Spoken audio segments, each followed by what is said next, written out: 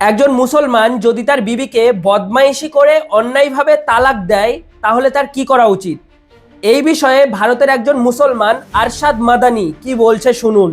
आज यदि हलाला कराना है और पुरुष बदमाशी कर रहा है, अपनी तूने तलाक दिया तो हलाला पुरुष का होगा और उसका अब्बा उसका हलाला करेगा।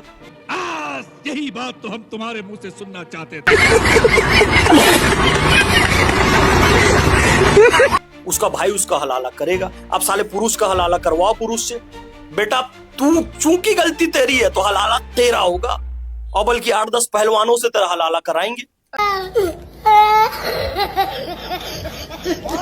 अच्छा, पुरुषों का सीधे तलाक कौन दे रहा है? पुरुष दे रहा है। बदमाशी कौन कर रहा है? पुरुष कर रहा है। तलाक तलाक बोल दिया, फिर अपने अब्बा के साथ सुला रहा है, बोल रहा है कि हलाला बाप करेगा, देवर करेगा, चाचा करेगा, मामा। तो अब समय की अब ये मांग है कि हलाला ऐसा करवाया जाए कि जो पुरुष तलाक दे उसका हलाला उसका बाप करे, उसका भाई करे, और 8-10 पहलवानों को बुलाओ और उनसे करवाओ सालों से।